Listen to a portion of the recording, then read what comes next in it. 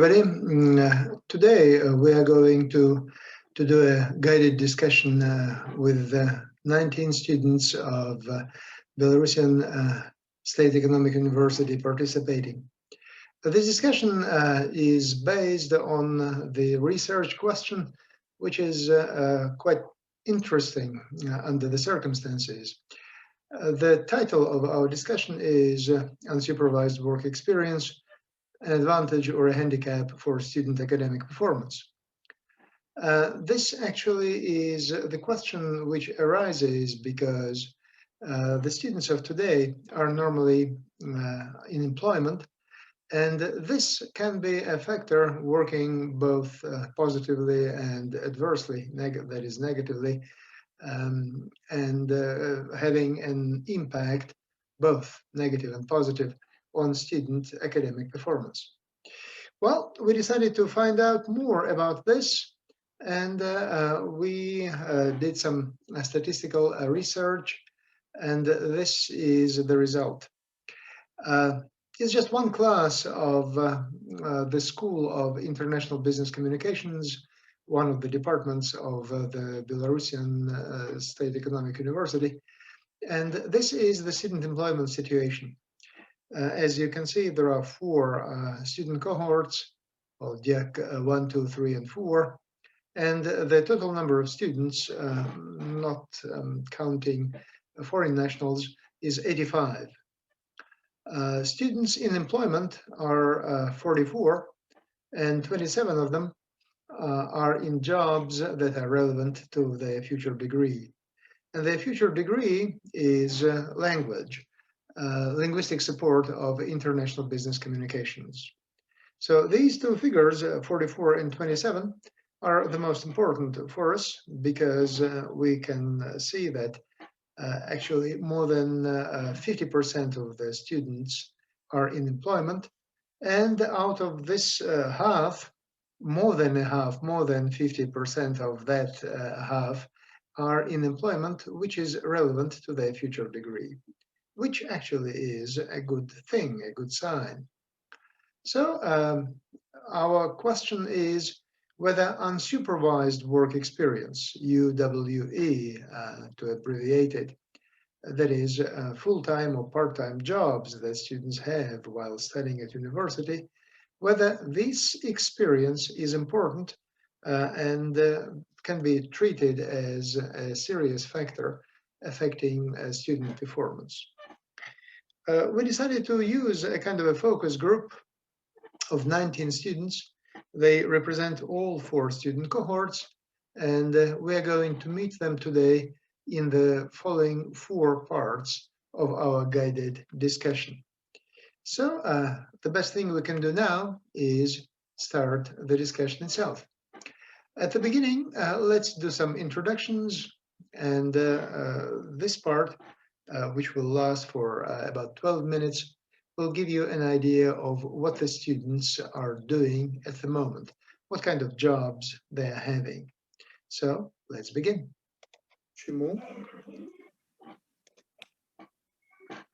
So guys, the first step in our conversation is introductions. So let's actually find out where exactly we are working currently and what type of jobs these are and what companies we work for and all other little relevant things about our jobs. Well, let's begin. Diana. Well, okay, let me start. Right now, I'm working as a business analyst for a big IT company with headquarters in San Francisco. This company develops software and web solutions. And in my role, I'm responsible for like meeting up business needs and being like a chain between IT and the business, helping bridging this gap and making sure that all business needs are met. Wow, San Francisco, good. Olga? Over to you. As for me, I work as a sales manager at the IT company called Software. It's an international company, and my main responsibilities include finding new projects and clients for the company, meeting and speaking with these clients, and sending daily emails. Thank you. All right. Ksenia, how about you? So I work at software development company OrangeSoft as business development manager, and my responsibilities include representing my company at American market. I act as a first contact of the company, and also I conduct lead qualification and define business requirements of the client. Oh, that's an important job. Okay, thank you. Anastasia, how about you? Well, I'm working right now as a marketing designer for an event agency created by Belarusian girls based in London with a beautiful name Salyanka.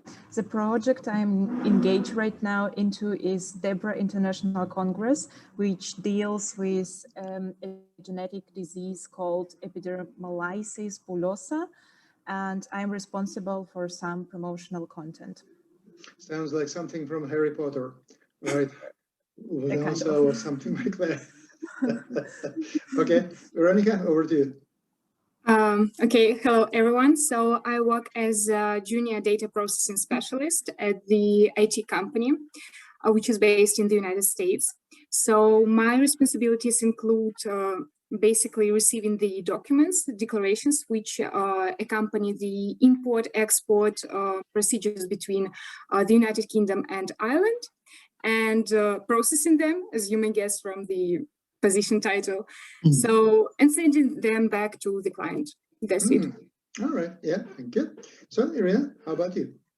I work as a customer support agent for a company that's based in Belarus, but it provides support services for American companies. And my task is to communicate with the customers of these companies, answer their questions, and help them to resolve their problems. Yeah, good. All right, Anastasia? I work as a sales assistant in an international IT company, and my responsibilities include looking for potential clients and establishing the initial contact with them. All right. Yeah, thank you. So, Alisa, I know that your job is very, very unlike anything else that we are having here. How about you? I work now as my main job is to ride horses. I work with horses in a regional center of Olympic Reserve in equestrian sports, but also I work closely with the Belarusian Equestrian Federation, and I involved a lot as an interpreter in all kinds of seminars related to training sessions, some judging seminars, and also I was involved in as interpreter in a veterinarian seminar. It was once.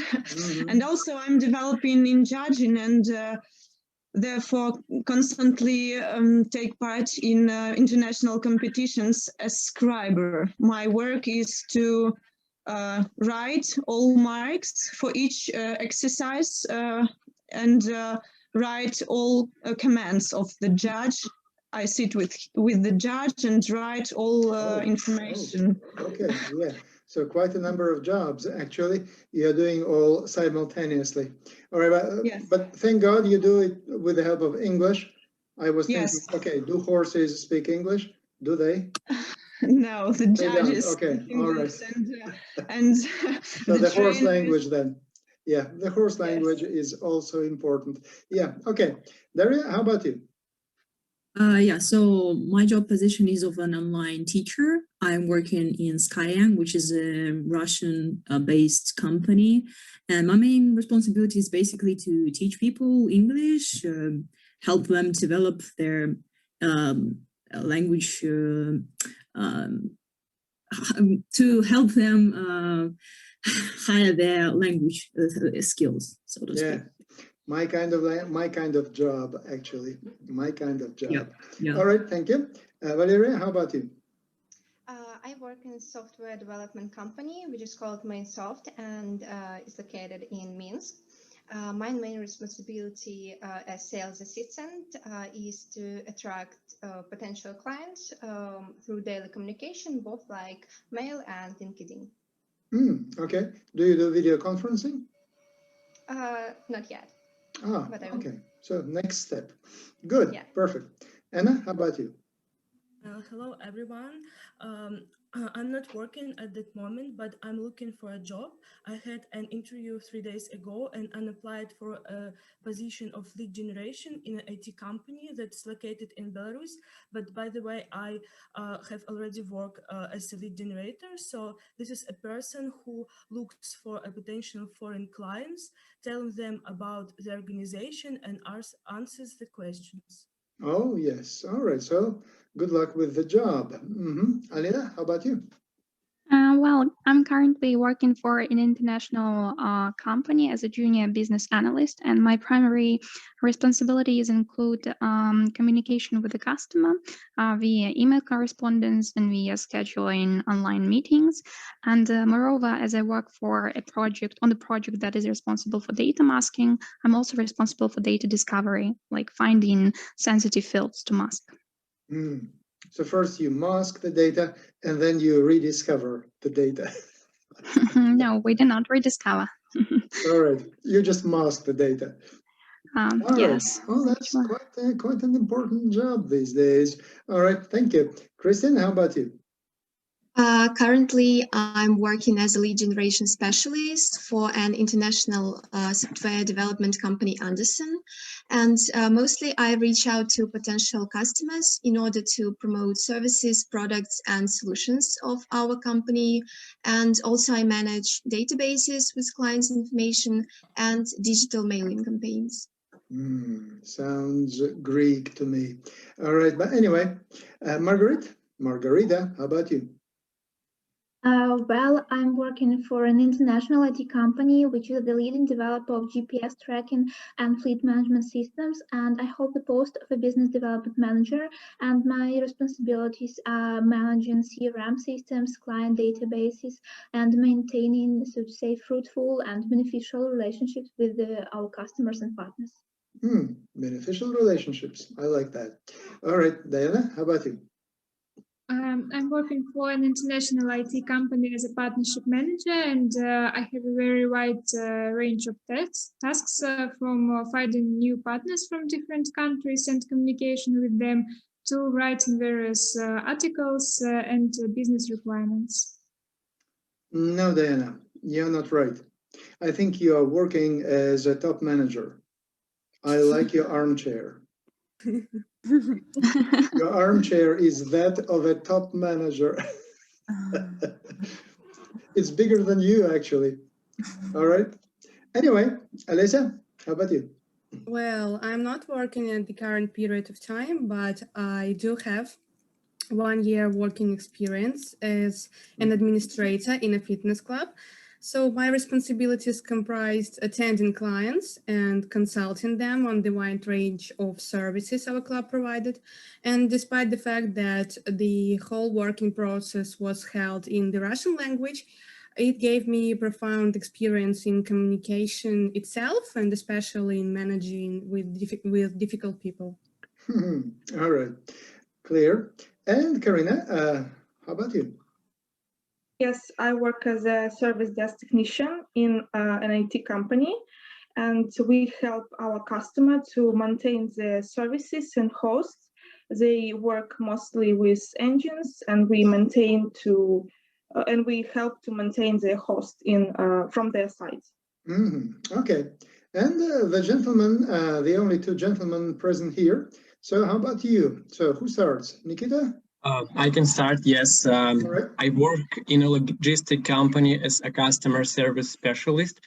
This is a Belarusian company that is engaged in forwarding services, cargo insurance, and also provides warehouse services in the markets of Russia, Belarus, Europe, and Asia.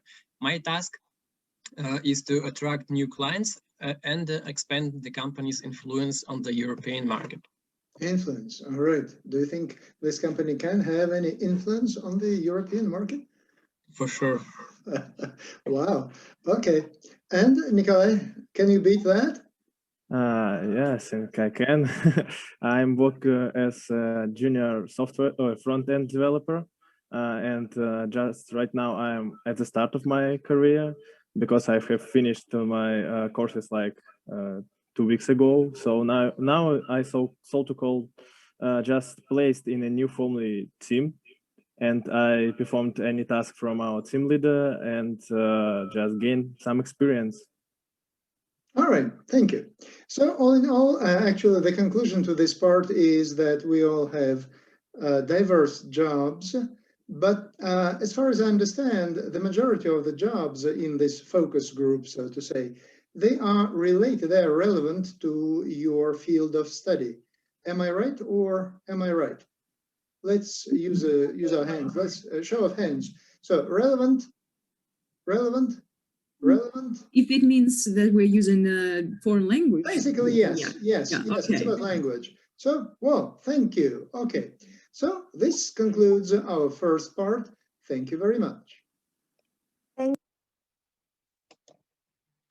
And now we move on to part two. This is a kind of a situation in which we are giving arguments for and against. And the statement to discuss is if there is any serious impact of the jobs that the students are having on their academic performance. Let's listen to what the students have to say.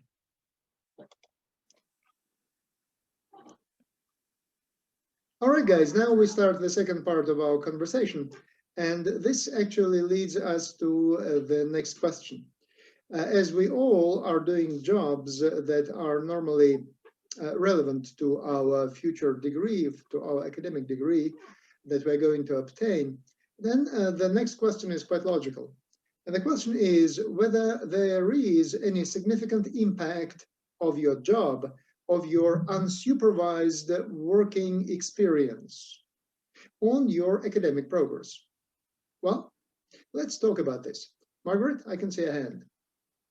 Yes, so I'm sure that it has an impact, and this impact is rather huge because on the one hand, is having a job related to the usage of foreign languages may contribute to our to our experience, to our proficiency of the language, but on the other hand, from my point of view, a problem of time management arises. So to say, it's quite difficult to maintain this work-life balance, even whether it is a part-time job or a full-time job. And if it is a full-time job, it's yeah, thank you. All right, Olga, how about you? Well, as for me, I have only positive aspects of having a job.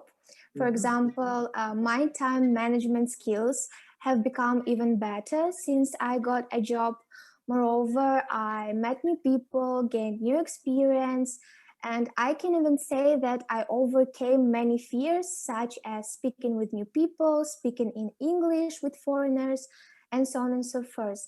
I also can't but mention that my job experience complemented my university studies because I understood many different things and gained practical experience. I see. All right. Alina, well, that's a big hand, right? Yes, well, in my opinion, like full-time or part-time jobs actually interfere with our academic progress. Although we... Did everybody hear that? Interfere, right? Yeah, okay.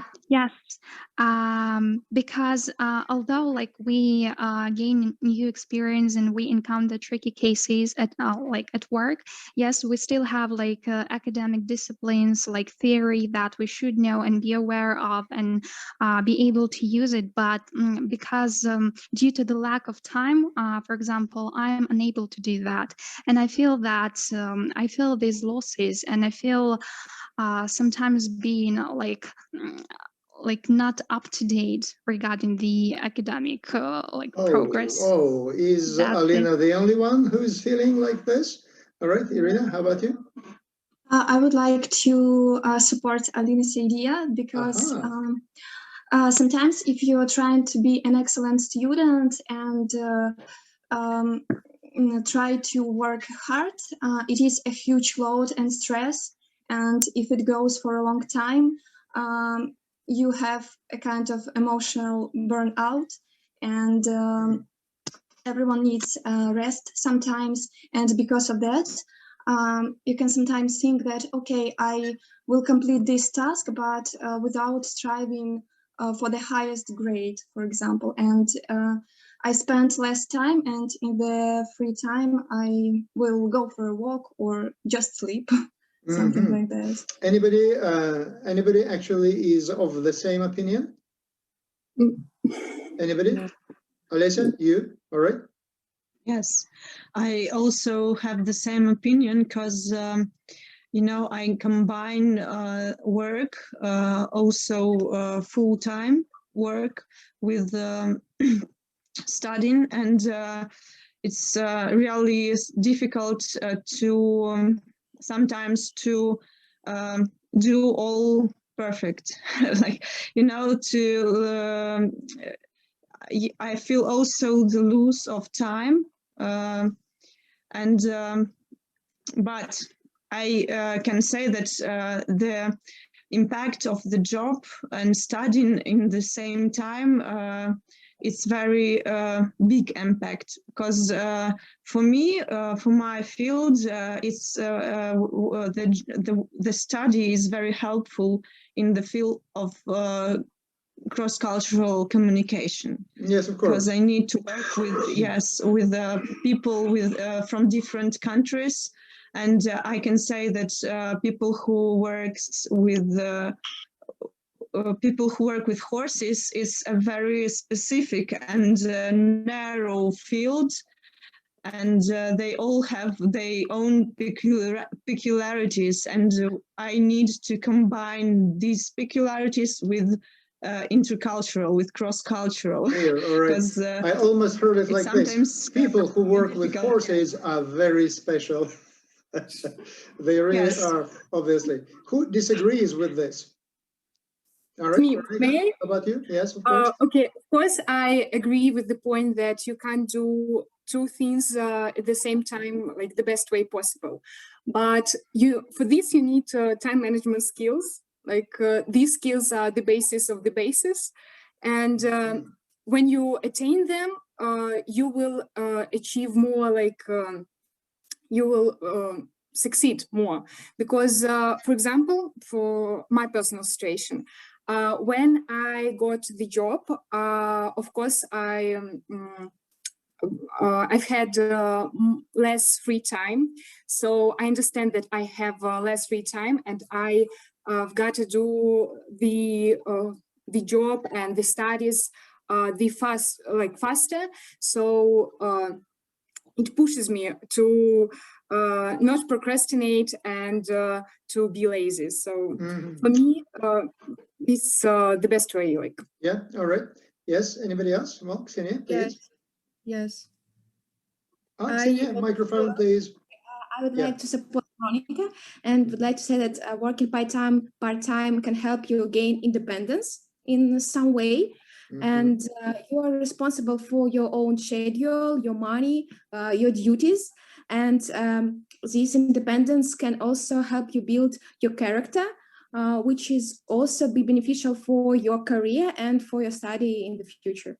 So basically, you mean to say that all this experience, unsupervised work experience, can contribute to building your competence, your overall competence, be it life skills or professional skills. Is that correct? Yes, professional, and be more flexible to some situation. Okay, clear. Yes. All right. I also agree with Ksyusha, and I do have a much more optimistic approach to employment and studies. How can you be more optimistic? Yeah, student employment and study, from my point of view, just work in collaboration and really complement each other. Because, for example, during our academic year, we learn languages, we obtain several communicative strategies, and so on. And job is the place where we can put all this knowledge into practice. And the same with our employment, because it perks up our productivity, self-confidence, enthusiasm. It helps us hone our communicative skills, and it also contributes to better academic performance. Yes, all right. So Anna, you were holding your hand for a long time.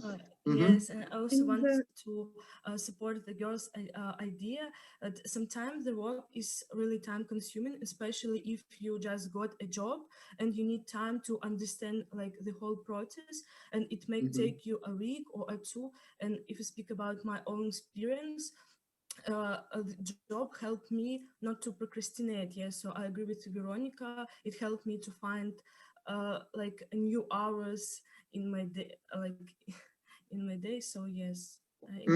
So basically, everybody loves the word procrastination. Okay, clear. Thank you, Veronica. All right, Diana, how about you? I also want to support Veronica's idea, and I want to say that for students, full-time job or part-time job is really good, because the sooner you get experience, the better. And we can develop ourselves during our work. Of course, sometimes it's difficult to combine full-time work with our study, but it's possible. Yeah, thank you. All right, Anastasia, you wanted to say something? Yes? So I would like also to mention from my personal experience that I didn't start to study better while working, to be honest. Say it again, please. All right, I want to hear it again. But yeah, thank you.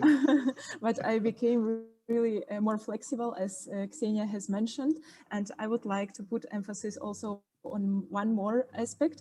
And by getting this experience, we're also working for our future, and we are more like competent in the labor market after graduation, so in comparison to other students. And that's why it's really helpful to work right now.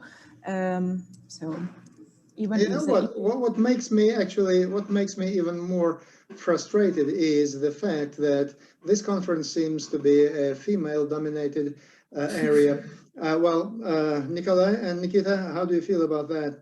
All right, Nikolai, please. So I definitely mentioned several things.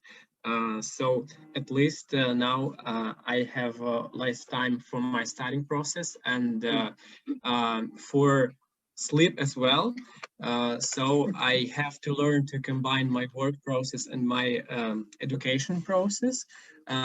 And one thing I also have mentioned is that my language skills have been definitely improved due to the daily communicative process with representatives from different countries. Okay, yes. And Nikolai, how about you?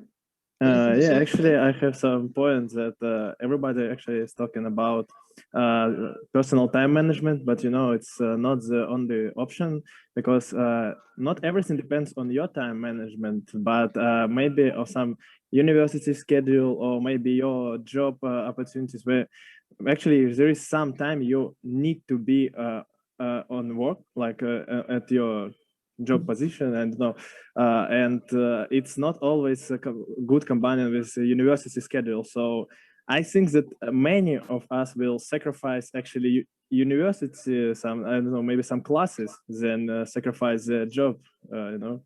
Wow, let's actually think about it again. Okay, sacrifices, but not of the right type. Okay, not exactly the best of things. Anyway, Karina, how about you? You are a monitor, so how do you manage?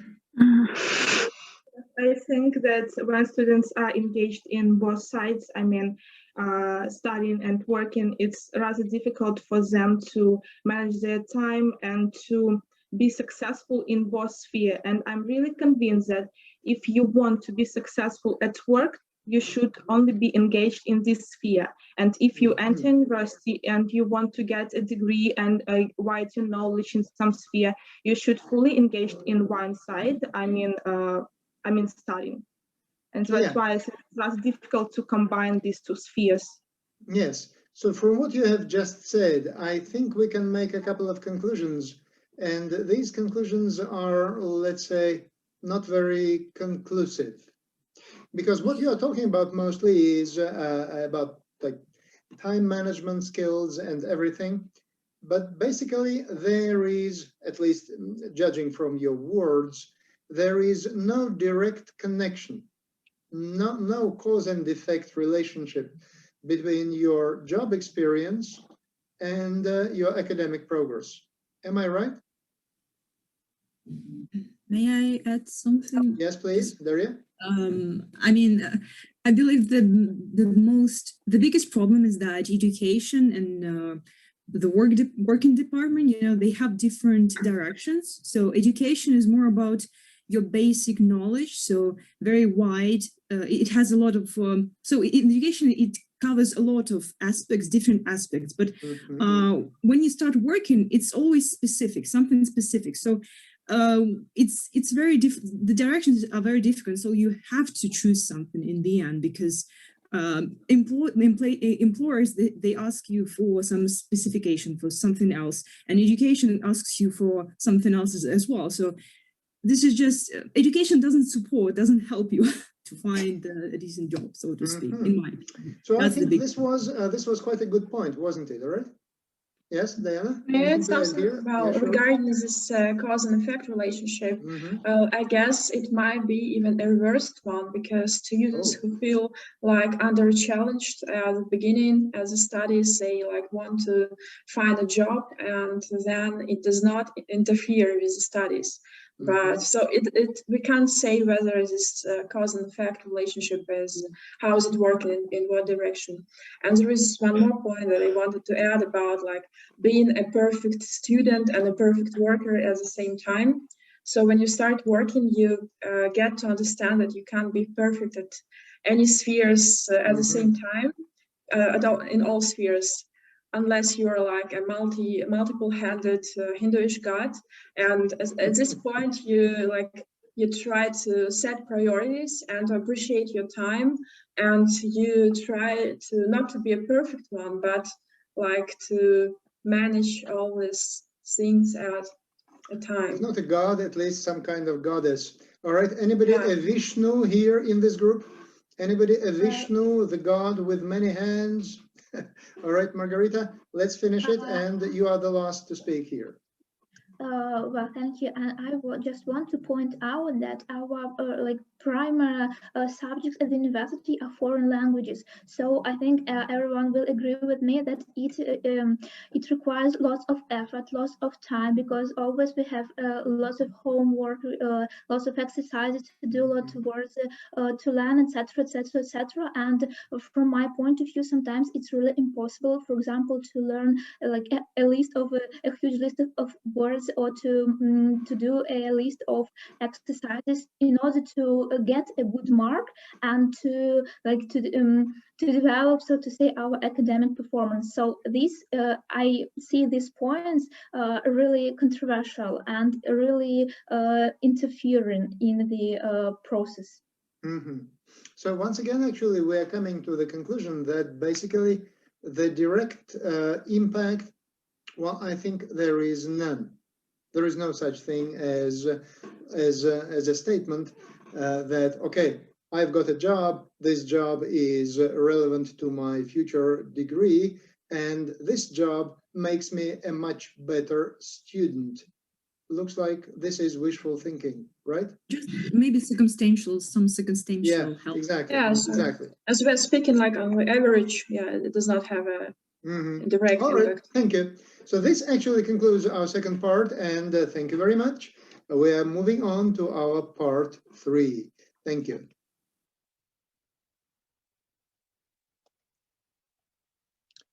And part 3 continues, and this is more like sharing. The students were asked the question, which is here: are there any problems that are hard to deal with? And the students shared some of their personal recollections of the situations in which it was more or less difficult, or sometimes not so difficult, to handle these problems. Students who are having a job at the moment, so what would you recommend us teachers to do? In what way should we actually display our great sympathy and understanding? Olga, let's begin with you. Yes, Olga? Well, as for me, I'm not asking for, As for me, I'm not asking for sympathy, but I guess I would appreciate not to be too negative, especially when my academic performance is not influenced by my job. What I mean, if even if I miss classes, I try to keep up to date, and I always ask my group mates about home tasks, about different tasks, and I try to do as much as possible and to make my performance as better as possible. That's right. Yes. Okay, Margarita.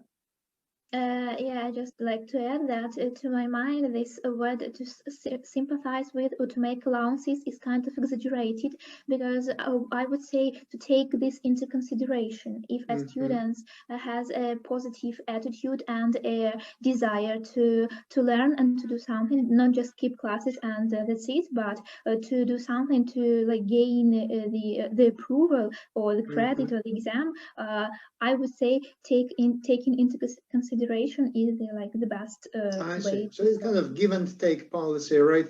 Kind of reciprocal favors in the Chinese style, something like that. Okay. Yes, Anna? And I would like teachers to figure out and to understand why students work. Maybe it is an important reason. For example, my friend's mom was diagnosed with a cancer a year ago, so that is why she had to work.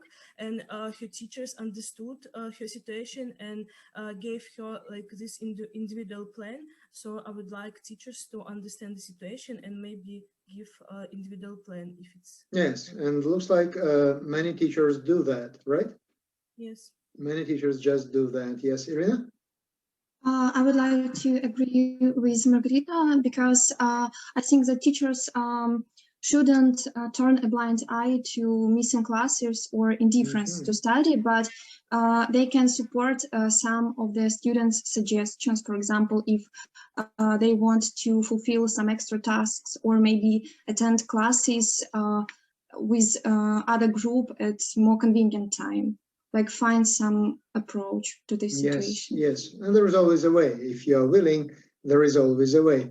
Yes, anybody else? Anybody else to say anything here? Yes, Alina? I also like to agree with Anna, and I think that even like if students miss classes or lectures, teachers or like lecturers, for example, could provide students with some extra assignments, for example, to make a brief review of the lecture he or she has missed. Yes, or for example, it seems to me that tutors could ask like more questions about the job that a student has applied for, and maybe like make up an interesting task which is connected with the job somehow, like just to find a way out, but nevertheless try to make a student work, like, but in a little bit different sphere, so to say. Yes, of course. All right, so I wish I had done that in my semiotics course. All right, but nobody has got a job in semiotics. Well, that's the problem. Anyway, so Veronica, could we actually conclude our conversation here? And what do you think is the conclusion that can be drawn from this very part in our conversation? Like, to say it briefly, yes.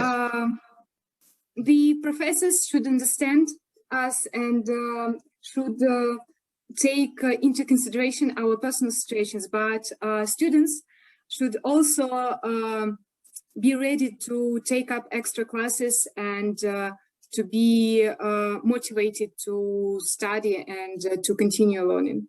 So basically, it's actually two groups of people. One group is the teaching staff, and the other group is the student body. And if we are both willing to understand each other and if we are prepared to communicate, then everything can be almost as perfect as it can be. All right. Even if you have to work with horses 24/7, right? Yes. Yes. Okay. So thank you very much. Thank you. It was pleasant to talk to you. Let's hope that we all enjoyed this. And I believe that people who actually will be watching this they'll find something interesting about us and about our university and about the general situation in the educational landscape in the country called the Republic of Belarus. So let's say goodbye to everybody, right?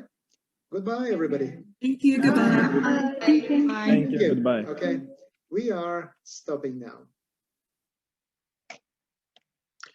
And if we are really stopping, then the conclusions, some of these conclusions are here on the slide, and one can easily read these things.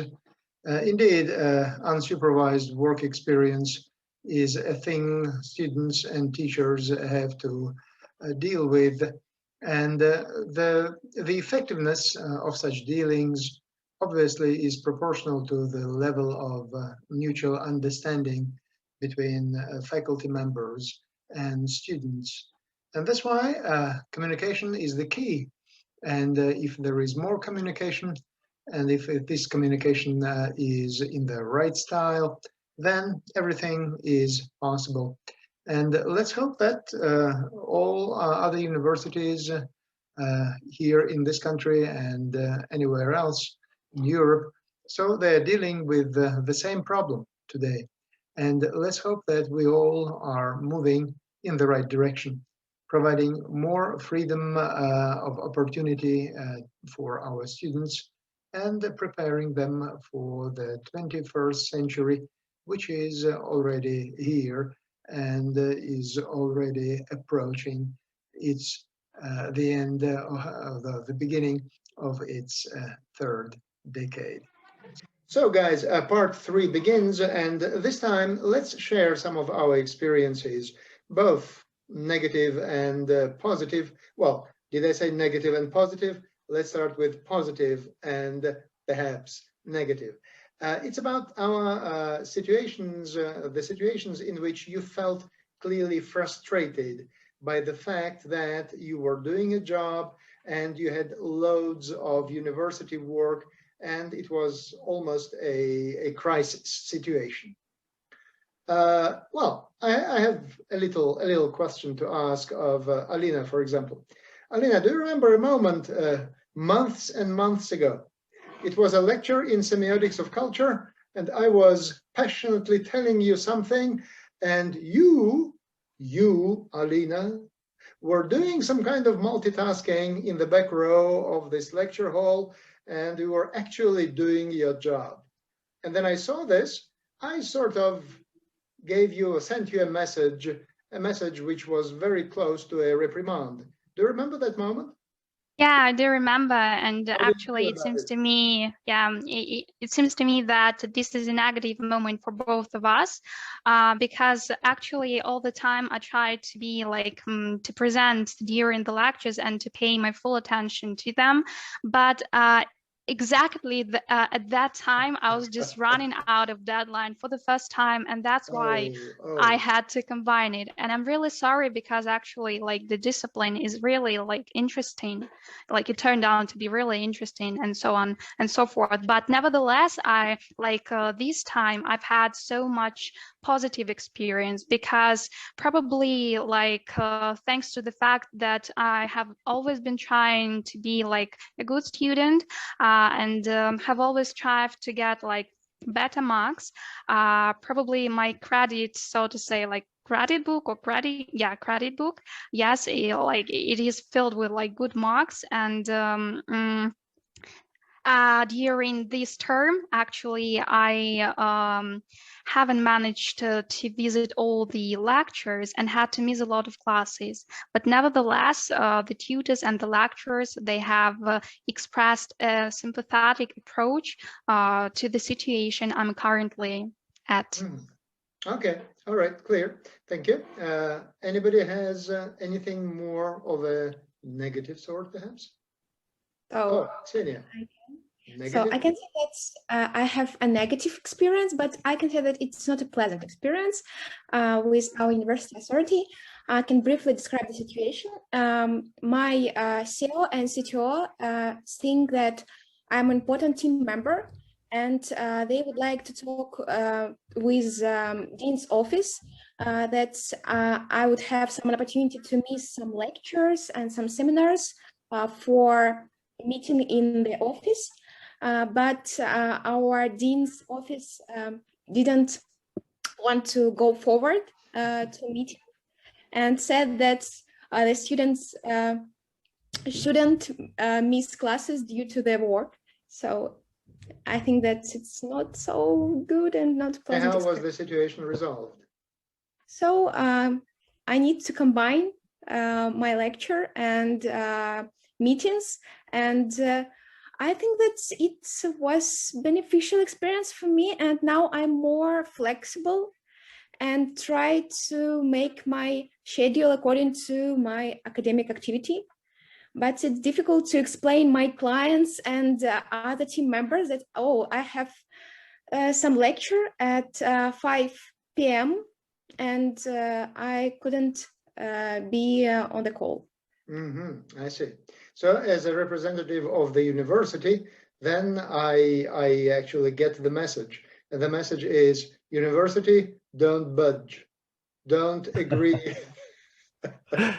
Actually, in our universities, there are many opportunities about talking directly to teachers. I have experienced that people who actually need to miss some classes, they just come to direct to the teacher, say, may I just miss this class, but I can walk off it later. And you know, now because the situation with coronavirus, we have like this distance learning situation, and we have like this platform Moodle.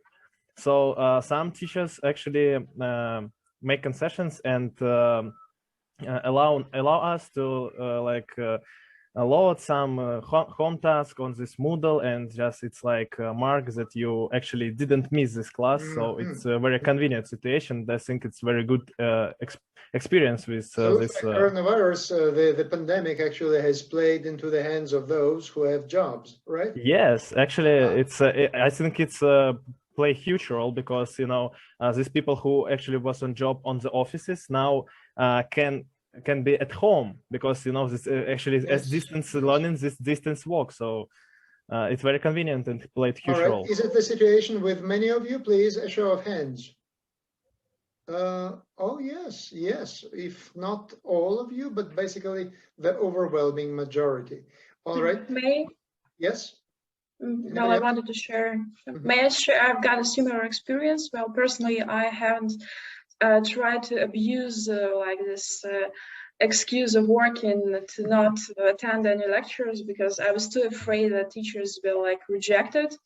And I think that there could be a more sympathetic attitude towards working students, as I know that some universities like offer an individual plan of studying for undergrads who work, and probably that could be an option for us as well, because well, only several teachers show some kind of a understanding attitude. The others do you mean to say that the majority of teachers are not exactly happy with this idea? At least that's how I perceive it. Yes. Okay. Especially. Anybody else perceives this situation in the same way? Yes. I want to. Yes. I want to continue Dana's thought. That possibly that if a student completes all tasks on time and efficiently, then some absences from classes could be ignored. But of course, everything depends on a tutor, teacher, professor. So let's ask someone who is a teacher already. So Daria, how about you?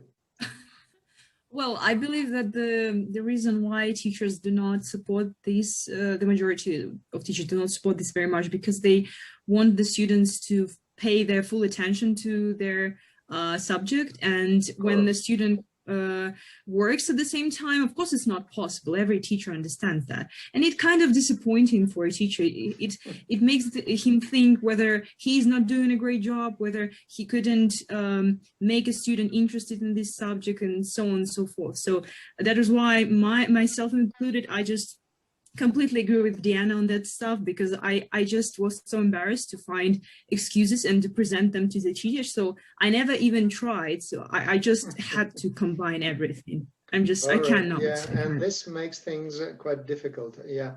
All right. Yes, yeah. Karina, how about you?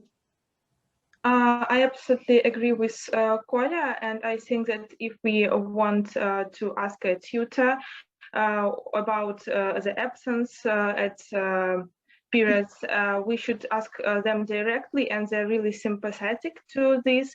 And the only question personally I ask when I need to be absent at some classes, I usually ask what could I do in order not to have problems in future, and usually they ask that I could do some extra tasks in Moodle or some additional tasks, and that's why I didn't have any problem with it personally in my situation. It looks like basically it's not that big a problem. All right, Christina, let's go. Yes, I can support Karina's idea, and I believe that the proper communication is the key to solve this problem of misunderstanding, because tutors, they are also people. For communicative behavior, strategies. Yes. Deceptive tutors. Tutors are also people, and they may be really sensible to our requests, and if we can tell them everything like frankly and somehow ground our desire to be absent at the class, so they may be not against us skipping their lectures. Yes, of course. All right. Did everybody hear Kristen correctly? She actually said a very good thing about us teachers. She said we are sensible people. Yes. So it's true. Me, I hope it's true. Well, Kristen wanted to say sensitive, of course, but okay, Kristen, no offense, it's sensitive people, not sensible. But anyway, so who else wants to say that we are sensitive or sensible? Yes, or both? as for me, I am on the teacher's side, and I think that lecturers and tutors should treat every student in an equal manner.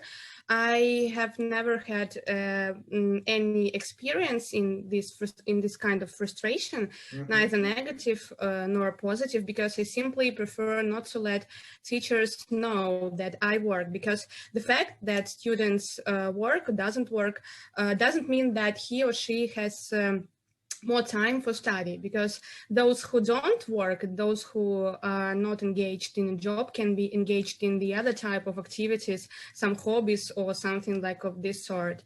And Listen, I can interrupt you here for a second. Yes.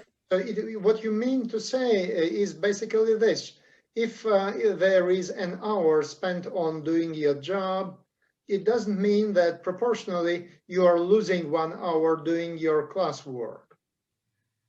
No, I mean that, of course, having a job takes up a great amount of your time.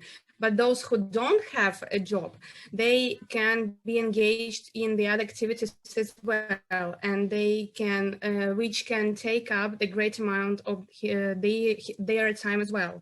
This means that those who don't work, not especially do have much more free or leisure time for study. They can also spend their free time on hobbies, activities, and that's well. And from my point of view, everything depends on the person and his desire to study or just not to study. And in this situation, a person just should make up his or her mind and what sphere he or she should focus on. Yes, all right. And anything else? Yes, Anastasia? So I would partially agree with May I add? Yes. So there are two Anastasias. So the first one has already begun speaking. So let's listen to her. Then Anastasia number 2. I partially agree with Alessia, but I would like to support more Diana's idea about general procedure with working students. Why not just bring a paper from your work to the dean's office and like try to get we can call it like privileges, but why not try to find a common solution? Why not miss a couple of lessons and instead you just do some assignments? So, and I wish our university would have something like this one day. So basically, actually, you are talking about something called preferred treatment of such students, right? No, not really, but individual plan, but it's like a higher level. But a higher level of an individual plan. All right. Okay, thank you. Well, Anastasia, we wanted to hear what you have to say. Yeah, Anastasia? Yes? Anastasia? Ms. Rusak? Ah, okay. Problems in connection. Okay, anybody else? Valeria? I think that in the situation with some individual plan, there can be an impression of inequality between working and non-working students, and I don't know how we can find a better solution for both sides, because it's really too hard. Because some people will think that why I do more than other. Why should I go to class if somebody can actually miss that particular class? Okay, this is something that creates problems, interpersonal problems perhaps, or does it? Maybe not, or maybe no, yes. I think yes. I think yes. Okay, please proceed. I would kind of disagree with this point because, of course, working students should not outstep the bounds and take advantage of their situation. But the professors also should not blame the working students for missing classes as they work, because we all have different situations and different reasons for working. Like, who knows why do I start working, or why do my classmates start working? So it's important to take into consideration all these peculiarities, like individual ones. Yes, may I somehow develop Veronica's idea? I fully agree with you, because I just would like to mention the topic that really bothers me, because personally I study in the form of a budget. So after my graduation, I have to work for 2 years somewhere. So what I'm really concerned about is to find a place where I can develop myself and not to start with nothing. Yes. So. I would like to have some experience, and the employers, they don't want to hire people without experience. So it's kind of double-edged sword, where students just have to start working during the university. Exactly. Well, this is a problem that is not exactly the problem for many countries of the world, because in many countries of the world, especially in Europe, you know it pretty well. So you graduate from university and that's it. And then you are on your own. And nobody actually cares much whether you find the job after graduation or not. In this country, if you are actually spending the government's money on your education, then we are supposed to offer you a job. And do you think it's good? Some people say, no, it's not good. Well, I think it is still a good idea, isn't it? Well, the concept is good, like with body positivity as well. The concept is good, but the realization is not really. So what's wrong with the realization, Nikolai? What's wrong with that? Actually, I am not a budget student, but No, don't talk about that. Who's a budget student, please? Show I can. Well, yes. I can say. Budgeters, please speak up. May I? Yes, of course. Yeah. So as much as I've heard from the previous year students' experience, they say that you'd better find the job for yourself, because what your university actually gives you as an opportunity is well. It's not for your development, it's for your degradation, so to speak, especially considering our specialty, like languages. It's very hard to find kind of a job that's really helps you to develop in this sphere. And I don't know, our university seems to hate us, especially our faculty. I don't know. I feel like that. It is a metaphor, right? Yeah, for sure. I mean, I'm just joking, but of course, it's what the vibes that I get. Yes. Anybody shares that same feeling? Yes, Alina? No. Yeah, actually, I'd like to agree with Daria because like the jobs that university provide us with is not always a good option. And I also would like to add that sometimes like university actually have to provide like working place for budgeters, but it often happens in such a way that the university simply does not provide them these places because it just can't offer, and that's also like a defect in realization of this concept, so to say. And that's why many of you who are actually budgeters, so to say, budgeters. So you work because you want to secure a position for the future. Is that correct? Yes, it's partially, 50% correct. Yeah.